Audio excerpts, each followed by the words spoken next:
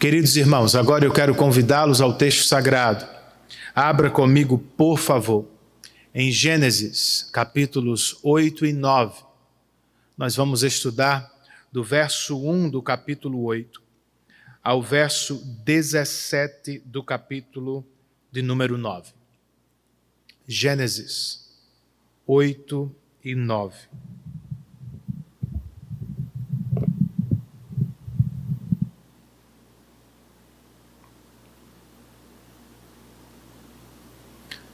Você encontrou o texto? Apesar das más notícias dos últimos dias, eu recebi uma que me animou um pouco. Fiquei sabendo que um livro que escrevi 1 ano e meio atrás está para sair no mês que vem, irmãos. Antes, porém, de ficar sabendo de seu lançamento, uma mensagem com a capa chegou para minha apreciação. E é claro que, empolgado, eu corri para repartir a notícia com a família. Kael gostou do que viu imediatamente. Beatriz e Sofia aprovaram, mas com aquela cara. Sabrina, com toda a sinceridade do mundo, apenas disse: ainda bem que não se julga um livro pela capa. Pois é, irmãos, ela não gostou do que viu, mas se explicou. Segundo o que disse, não era apenas um comentário honesto, sincero, era também um comentário encorajador do tipo: eu não gostei da capa, mas eu sei que o conteúdo é muito bom. Tudo bem, Sabrina. Eu fui encorajado por seu comentário. Falando de encorajamento, irmãos, onde você o encontra em dias de crise? Bem, quando cristãos vão à Bíblia procurando uma palavra de encorajamento, é bem mais provável que abram em Romanos 8 e bem menos provável que abram em Gênesis 8 e 9. E eu entendo a lógica. Romanos 8 é um capítulo que trata da segurança cristã. E Gênesis 8 e 9 tratam do pós-dilúvio, ou, de como chamou alguém, da maior operação de limpeza já realizada na história. No entanto, irmãos, esses capítulos podem nos encher de ânimo diante das tempestades da vida. Como, pastor? Porque eles tratam de restauração e descanso. Relatam o fim do dilúvio e o começo de uma nova vida. Provando-nos que, apesar de julgar e condenar o pecado, o Senhor continua trabalhando por seu reino e por seu povo. Portanto, sejamos encorajados pelo estudo destes capítulos das Sagradas Escrituras. Eu quero começar lendo com vocês o verso de número 22 do capítulo 8. Gênesis, capítulo 8, verso 22. O texto sagrado nos diz: enquanto durar a terra, plantio e colheita, frio e calor, verão e inverno, dia e noite jamais cessarão. Vamos orar mais uma vez? Senhor, nós nos aproximamos de Tua palavra neste momento. Nós queremos ouvi-la. Nós precisamos ouvi-la. Por isso rogamos por Tua assistência, Espírito. Abra, por favor, os olhos dos nossos corações e lidere-nos a uma experiência profunda e transformadora com Tua palavra. Nós estamos em Tua dependência. Queremos ouvir Tua voz para a glória de Cristo e a alegria do nosso coração. Esta é a nossa oração em nome do nosso Salvador bendito. Amém. Ao fim do capítulo 5, nós ficamos sabendo que Noé nasceu sob grande expectativa. Seu pai Lameque disse, ele, referindo-se a Noé, nos aliviará do nosso trabalho e do nosso sofrimento, causados pela terra que o Senhor amaldiçoou. Em parte é o que vai acontecer, irmãos.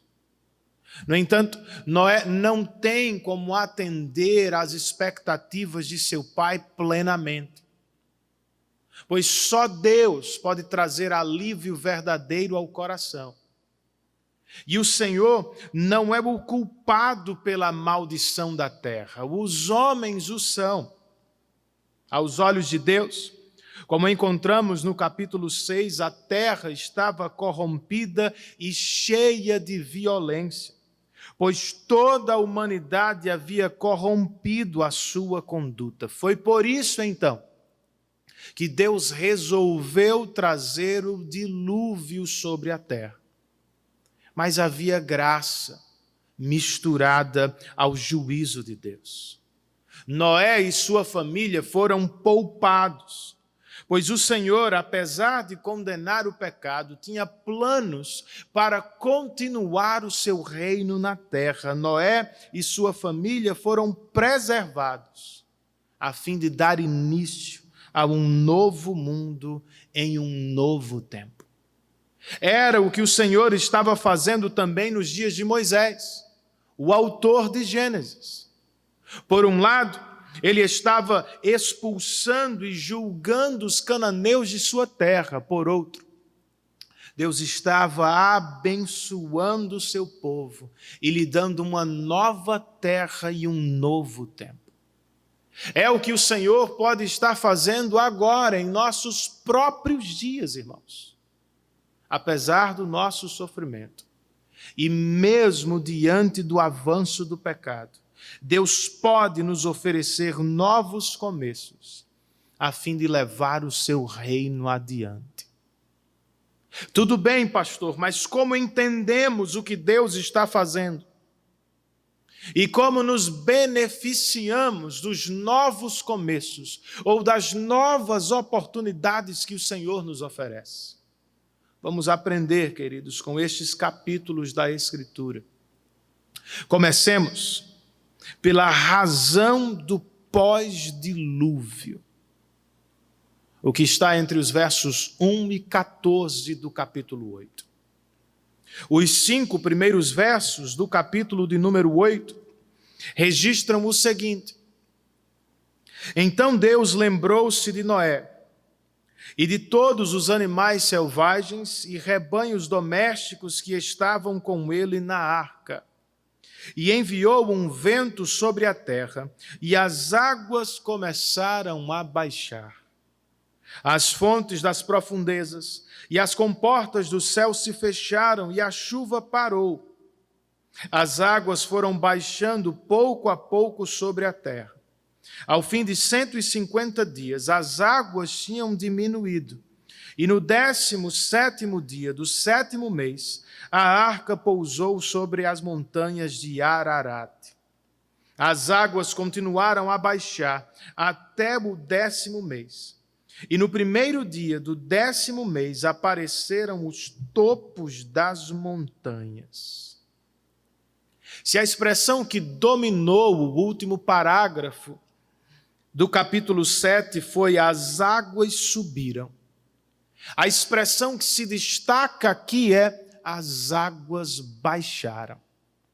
Ela aparece 4 vezes e marca a virada da narrativa, levando-nos ao fim do dilúvio. No entanto, as águas não baixaram por conta própria, irmãos. De acordo com o que acabamos de ler, Deus se lembrou de Noé e enviou um vento sobre a terra, e então as águas começaram a baixar. Foi a ação de Deus. Ele trouxe o dilúvio e Ele mesmo vai levá-lo embora, pois o nosso Deus é soberano sobre tudo e todos. Mas e o que Noé fez ao perceber que as águas baixavam? Entre os versos 6 e 12, Moisés escreve: passados 40 dias, Noé abriu a janela que fizera na arca, esperando que a terra já tivesse aparecido. Noé soltou um corvo, mas este ficou dando voltas.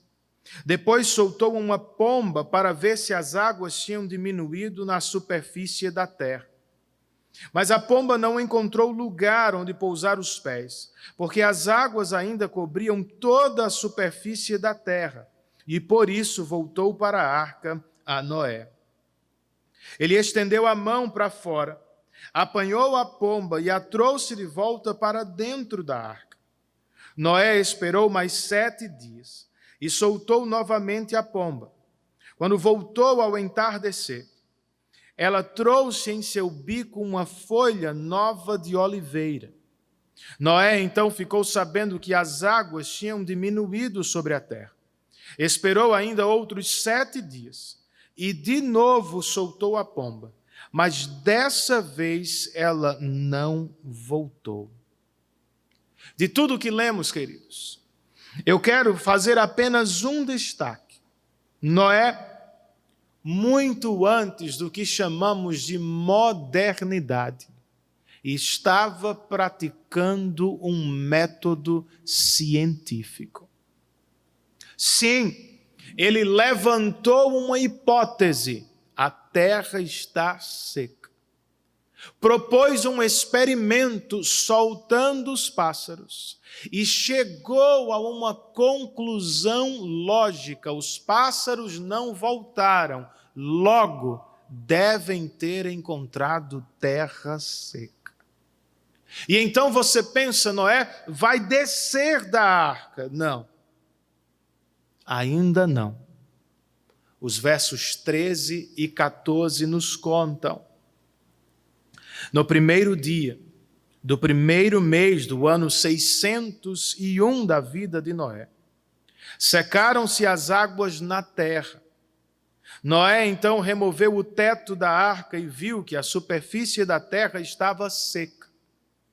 No 27º dia do segundo mês, a terra estava completamente seca.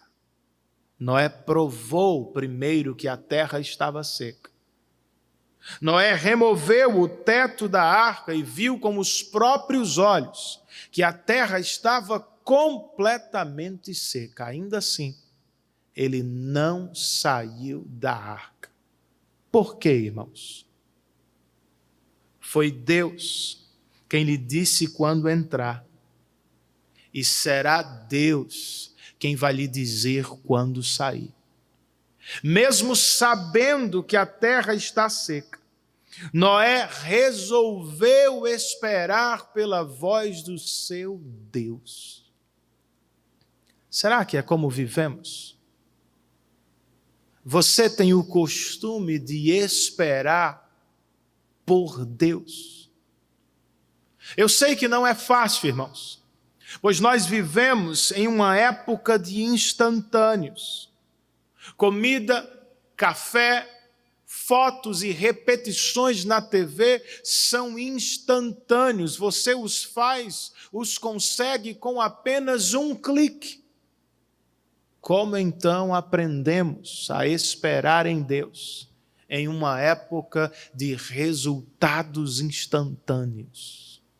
Lembremos-nos, queridos, na economia de Deus, as coisas nem sempre se movimentam tão rápido quanto esperamos.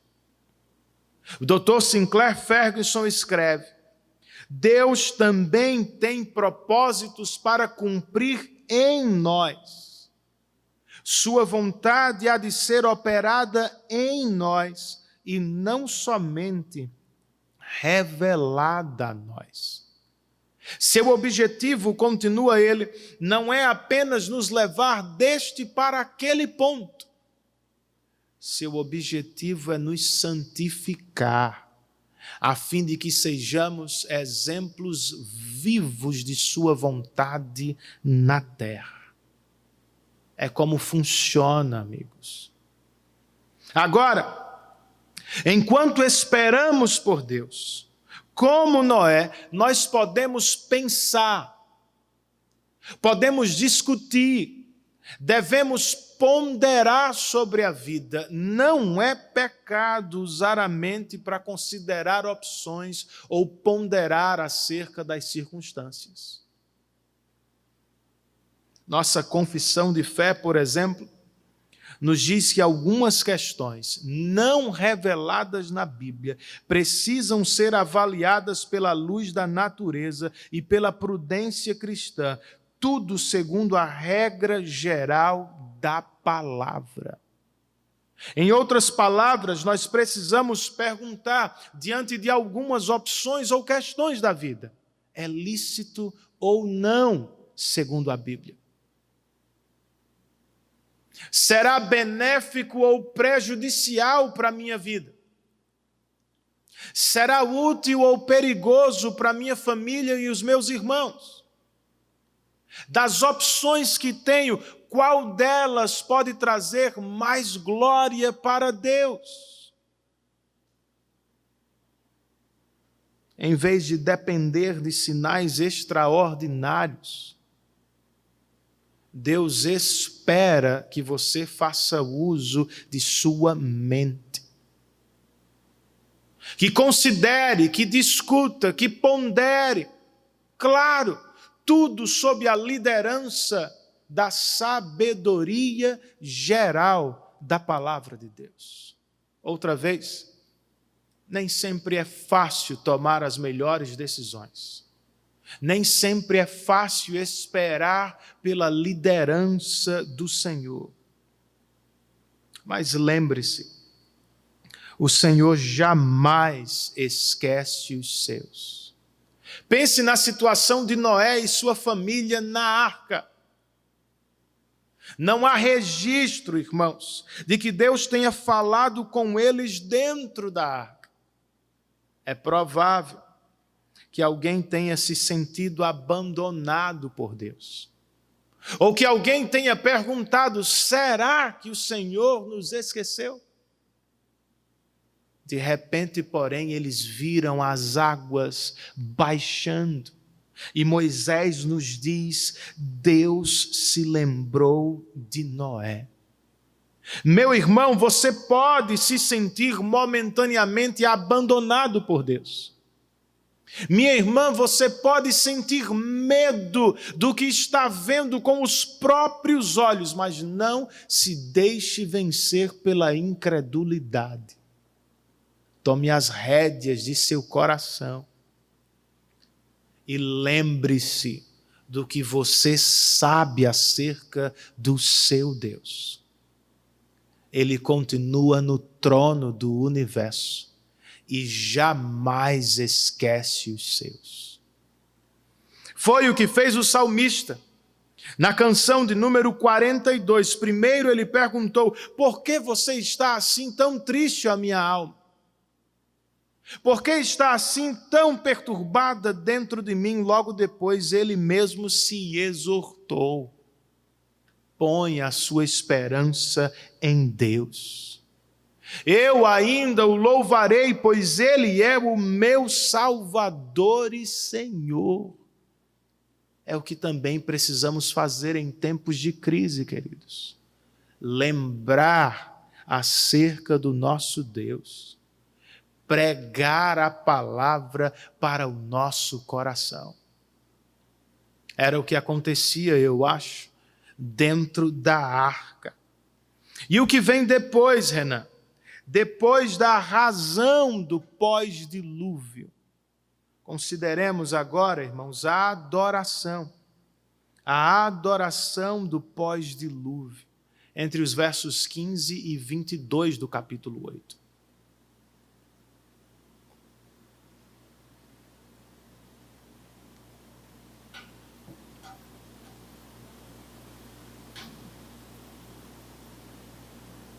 Entre os versos 15 e 19, nós lemos: Então Deus disse a Noé: saia da arca, você, sua mulher, seus filhos e as mulheres deles. Faça que saiam também todos os animais que estão com você, as aves, os grandes animais e os pequenos que se movem rente ao chão. Faça-os sair, para que se espalhem pela terra, sejam férteis e se multipliquem. Então Noé saiu da arca com sua mulher e seus filhos e as mulheres deles, e com todos os grandes animais e os pequenos que se movem rente ao chão, e todas as aves. Tudo o que se move sobre a terra saiu da arca, uma espécie após a outra. Deus disse a Noé: saia da arca, e Noé, em obediência, saiu. Sobre isso, João Calvino comentou, queridos, como deve ter sido grande a constância do homem que, após incrível cansaço de um ano inteiro dentro da arca, não põe um pé para fora de seu sepulcro sem a ordem de Deus. Impressionante. Você não acha? E o que ele fez ao sair, Renan? Qual foi a primeira ação de Noé? Verso de número 20. O texto sagrado nos diz: depois, Noé construiu um altar dedicado ao Senhor, e tomando alguns animais e aves puros, ofereceu-os como holocausto, queimando-os sobre o altar. Noé podia ter saído para explorar a terra, mas preferiu adorar a Deus. Noé podia ter se ocupado com a construção de sua própria casa, mas resolveu construir um altar a Deus. Sobre este, sem medo de não ter o que comer no dia seguinte, e tomado pela gratidão pela salvação recente, Noé queima animais por inteiro. Com que propósito? Dizer a Deus e à sua família que eles eram inteiramente do Senhor. Qual foi a resposta do nosso Deus, irmãos? Ao sacrifício que Noé lhe fez, versos 21 e 22. O Senhor sentiu o aroma agradável e disse a si mesmo: nunca mais amaldiçoarei a terra por causa do homem, pois o seu coração é inteiramente inclinado para o mal desde a infância. E nunca mais destruirei todos os seres vivos como fiz desta vez. Enquanto durar a terra, plantio e colheita, frio e calor, verão e inverno, dia e noite jamais cessarão. Embora o dilúvio não tenha como mudar o coração do homem, assim como a pandemia é igualmente incapaz, o sacrifício de Noé parece ter tocado o coração do próprio Deus. O Senhor ainda vai julgar o homem por causa de seu pecado, mas por graça, Ele vai poupar sua criação. Nunca mais Ele vai destruir a terra como fez no dilúvio. Você crê, meu irmão? Você acredita que Deus é fiel e que irá cumprir o que nos prometeu? Se sim, como deve viver? Como levamos uma vida agradável aos olhos de Deus? Como, por assim dizer, tocamos o coração de Deus como fez Noé? Comecemos por obediência à sua palavra. Para usar as palavras de Calvino outra vez, Noé não põe um pé para fora sem a ordem do Senhor. Você se parece com ele? Será que vivemos em obediência à palavra em tudo que fazemos e em todo o tempo? na parábola do semeador. Jesus nos disse que algumas pessoas ouvem e não obedecem à palavra de Deus, pois se acham sufocadas com as preocupações desta vida, com as riquezas deste mundo e com os prazeres passageiros. Será este o nosso caso, irmãos? Em vez de mergulhar na palavra a fim de crescer em fé e obediência, por vezes nós nos deixamos sufocar com as coisas desta vida. Às vezes, são as preocupações com o amanhã que não nos deixam respirar a palavra. Em outros momentos, estamos tão envolvidos com a proteção do nosso reino, ou com a busca pelo prazer, que nem sequer temos tempo de investir no crescimento da fé e da maturidade cristã. Se este é você, meu querido, se arrependa, volte-se para Deus e sejamos todos mais sábios. Voltemos a ouvir a palavra do nosso Deus, crendo. Ele cuidou de nós no passado. Ele cuidará também no futuro. Ele nos deu vida ontem, pode nos dar vida e alegria hoje também. Depois de obediência, falemos de adoração, uma maneira de levar uma vida agradável a Deus. Noé não foi mesquinho, irmãos. Ele queimou animais no altar. Não foi ingrato, ele adorou para agradecer a Deus. Não foi apressado, ele parou para consagrar a própria vida e a de sua família ao Senhor. Será que é como vivemos? Você valoriza, por exemplo, o dia do Senhor? Já está com saudades do culto público? Como Noé, queridos, nós não deveríamos começar uma nova semana sem antes adorar a Deus. E quando adorando, devemos sempre lembrar, não se trata da tentativa de conquistar Deus. Não se trata de uma barganha. Não estamos adorando para tentar receber algo, como Noé, nós adoramos porque já recebemos. Fomos poupados, salvos por graça e para a glória de Deus.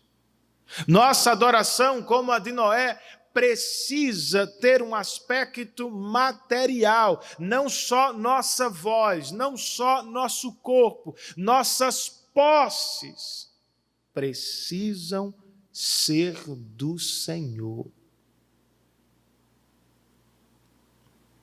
Como Noé, nós devemos ofertar o que temos a Deus.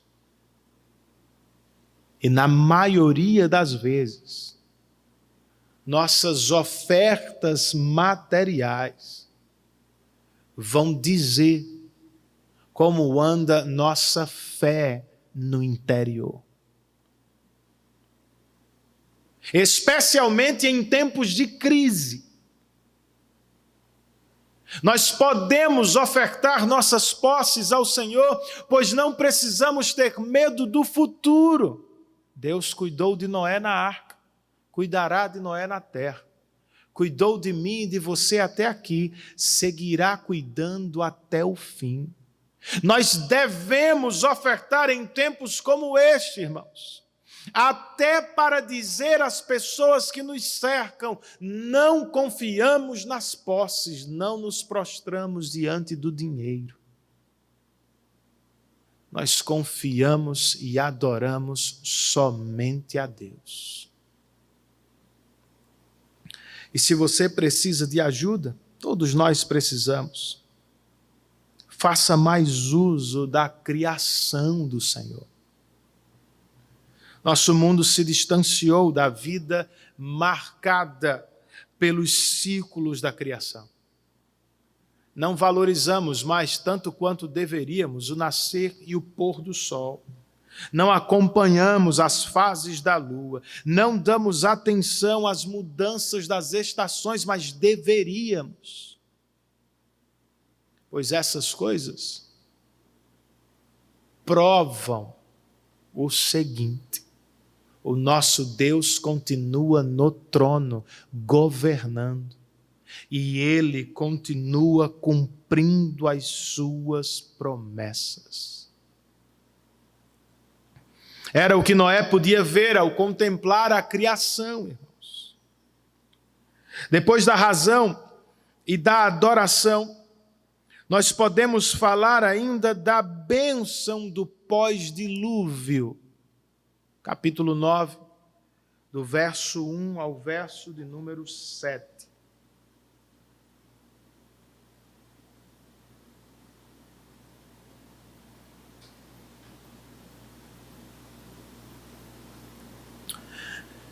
O verso 1 do capítulo 9 nos diz: Deus abençoou Noé e seus filhos, dizendo-lhes: sejam férteis, multipliquem-se e encham a terra. O verso 7 do mesmo capítulo repete: vocês sejam férteis e multipliquem-se, espalhem-se pela terra e proliferem nela.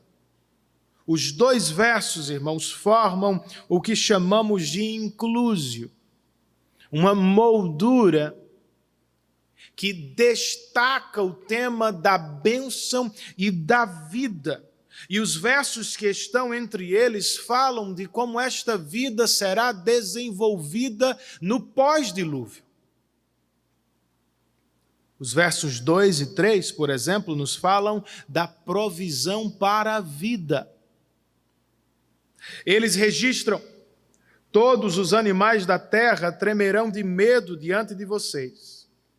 Os animais selvagens, as aves do céu, as criaturas que se movem rente ao chão e os peixes do mar. Eles estão entregues em suas mãos. Tudo o que vive e se move servirá de alimento para vocês. Assim como dei a vocês os vegetais, agora dou todas as coisas. Os amantes de churrasco precisam grifar este verso. Sim, não haverá mais plena harmonia na criação. Os animais terão medo de vocês. Vocês terão de caçá-los, eles fugirão. Não será fácil. Mas haverá plena provisão para o florescimento da vida neste novo mundo. Depois de provisão, os versos 4 e 5 tratam de proteção à vida. O texto inspirado nos diz: mas não comam carne com sangue, que é vida. A todo aquele que derramar sangue, tanto homem como animal, pedirei contas. A cada um pedirei contas da vida do seu próximo. O problema, como alguns às vezes pensam, não é a carne mal passada, ou a galinha à cabidela, irmãos. O problema é comer um animal vivo. O homem, de acordo com o que lemos aqui, podem comer animais. Ou os homens, no caso, podem comer animais, mas não devem fazê-lo como se fossem animais. Por que não? Por respeito à vida e, mais ainda, respeito ao doador dela. Caso desrespeitem o doador e cheguem a derramar o sangue inocente, o próprio Deus vai pedir contas pelo acontecido. Como, irmãos? O verso 6 nos responde. Quando registra: quem derramar sangue do homem, pelo homem seu sangue será derramado, porque a imagem de Deus foi o homem criado. Nestes versos, segundo alguns, temos a instituição do governo humano. Quem derramar sangue do homem, Pelo homem seu sangue será derramado, isto é, Deus pedirá contas do assassino por meio das mãos de seu próximo. É o que também encontramos no Novo Testamento. Aos Romanos, o apóstolo Paulo escreveu: pratique o bem, e a autoridade o enaltecerá. Pois ela é serva de Deus para o seu bem, mas se praticar o mal, tenha medo, pois ela não porta a espada sem motivo. É serva de Deus, agente da justiça para punir quem pratica o mal. O mais importante, no entanto, não é a instituição do governo humano, é a razão para ela. Por que não podemos derramar o sangue do próximo? Porque precisamos defender a vida. Porque a imagem de Deus foi o homem criado. Tocar no homem é tocar em seu Criador. Tirar a vida de um homem ou de uma mulher é ultrapassar os limites mais sagrados, é brincar de ser Deus e é desprezar a imagem do Senhor no semelhante. O que temos então nesta divisão, irmãos, é a bênção de Deus sobre a vida no novo mundo. O propósito do pós-dilúvio é o florescimento da vida. Esse propósito ainda deve nos nortear, irmãos. Nós precisamos existir para a glória de Deus, à medida que fazemos tudo para o florescimento da vida no nosso mundo. Como? Como fazemos isso, pastor? Uma resposta óbvia que salta deste texto é filhos. O Senhor ainda espera que sejamos férteis, que multipliquemos e que nos espalhemos pela face da terra. Em um mundo que mata mais crianças do que as guerras e epidemias juntas, os cristãos se levantam para procriar e desenvolver homens e mulheres que levarão a imagem de Deus aos quatro cantos da terra. Nós não vemos filhos como pesos, os vemos como bênçãos. Não os chamamos de atrasos, os chamamos de herança do Senhor. Não os temos por obstáculos, os temos como oportunidades de glorificar o nosso Deus ainda mais. É claro que precisamos ter filhos com responsabilidade. Não podemos fazê-lo sem o mínimo de estrutura ou planejamento, mas não deveríamos parar pelo medo do amanhã, pois foi Deus quem nos prometeu larga e contínua provisão. Você crê nisso? Ainda assim, se queremos o florescimento da vida, nós precisamos proteger e cuidar da criação. Agora, cuidar da criação não significa não cortar árvores, pois o próprio Noé deve ter cortado algumas para construir a arca. Cuidar da criação significa administrá-la de modo sábio e responsável. E percebam o seguinte: foi Deus quem poupou os animais com Noé e sua família. O que nos sugere que a extinção das espécies é algo desagradável aos olhos de Deus. Se Deus não as extermina, nós também não devemos fazê-lo. Ao contrário, precisamos preservá-las para o florescimento da vida e para a glória de Deus. Ainda mais importante, irmãos, é a proteção da vida humana. Por quê? em um mundo que trata o ser humano ora como robô, ora como um Deus, nós precisamos lembrar e afirmar sempre, mesmo depois da queda, o homem continua portador da imagem de Deus. Matar uma criança, um homem, uma mulher, um idoso, não é apenas um crime contra a pessoa, ou contra a sua família, ou somente contra a sociedade dela. Trata-se de um pecado contra Deus. Os cristãos, portanto, devem estar na cabeça da luta em defesa da vida. E embora o assunto da pena capital seja polêmico, nós precisamos lembrar que o problema não é Deus. São os homens que burlam as leis para favorecer uns em detrimento de outros. Deus permanece perfeito e sua palavra jamais muda. Foi Ele quem disse, pensando em restringir a violência na terra: quem derramar sangue do homem, pelo homem seu sangue será derramado.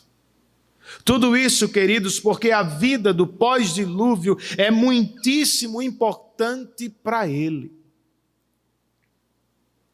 Depois de bênção, nós terminamos com a aliança do pós-dilúvio.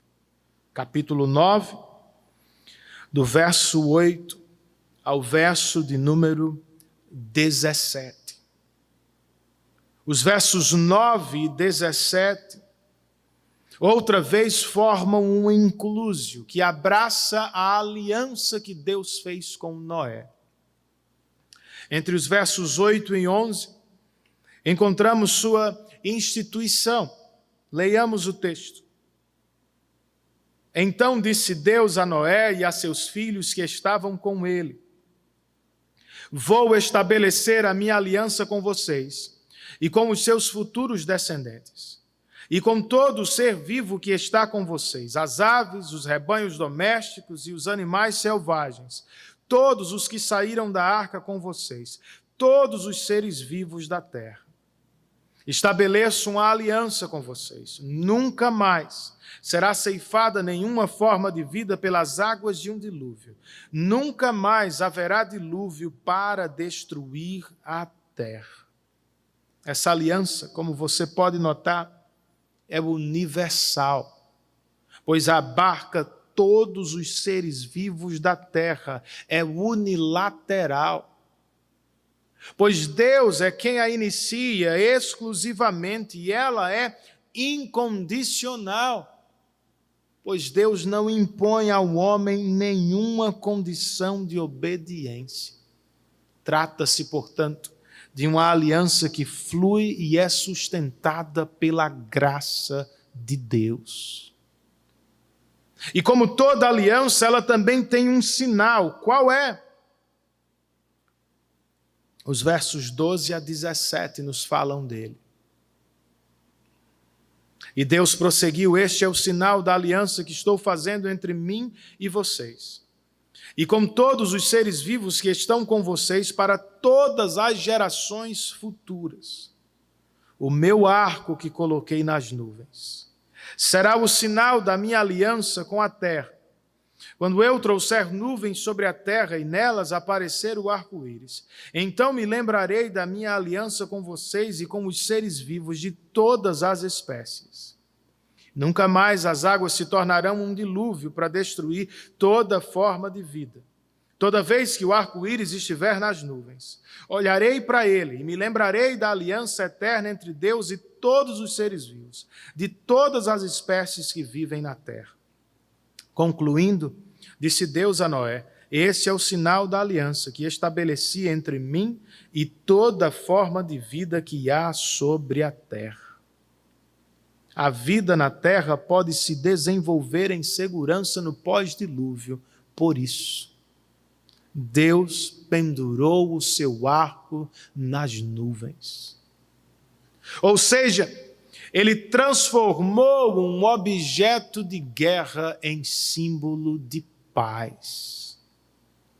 Como sinal da aliança, Deus está garantindo a Noé um novo começo em um novo tempo. A mensagem, irmãos, deve ter sido encorajadora para Noé. Certamente o foi para os leitores de Gênesis, os escravos hebreus. E é assim também que ela deve chegar aos nossos corações. 2 irmãos saíram do culto exatamente quando estava começando um forte temporal.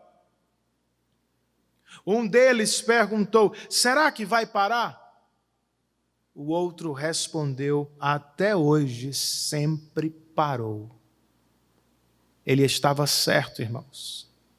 Temporais param e as tempestades sempre passam, pois o Senhor fez uma aliança conosco e Ele zela para cumprir com sua palavra.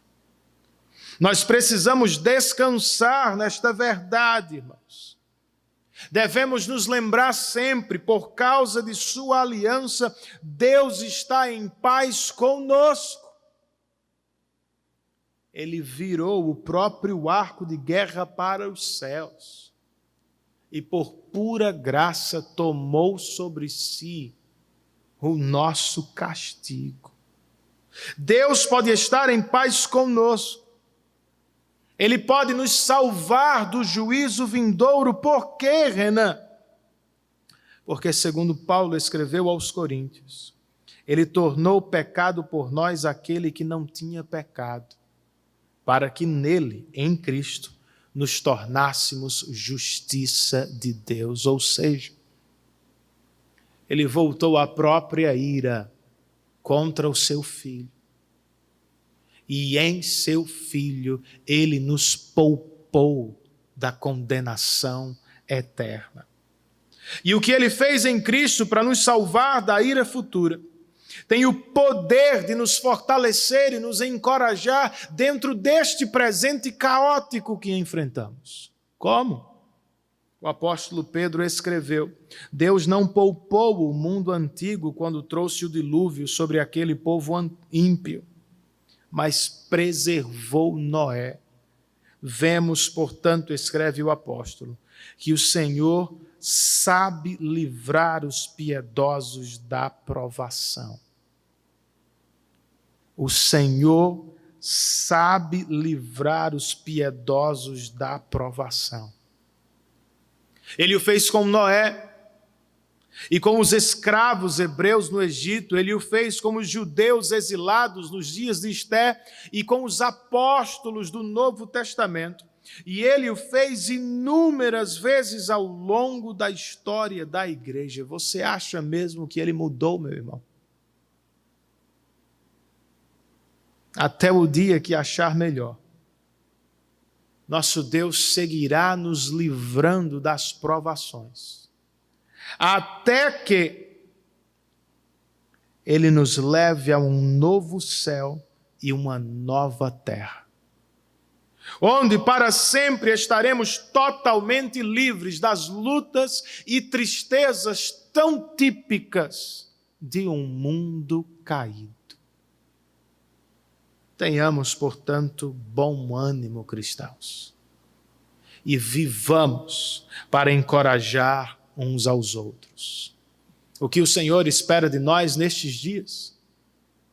O autor de Hebreus escreve: cuidado, irmãos, para que nenhum de vocês tenha coração perverso e incrédulo, que se afaste do Deus vivo. Ao contrário, encorajem-se uns aos outros todos os dias durante o tempo que se chama hoje, de modo que nenhum de vocês seja endurecido pelo engano do pecado.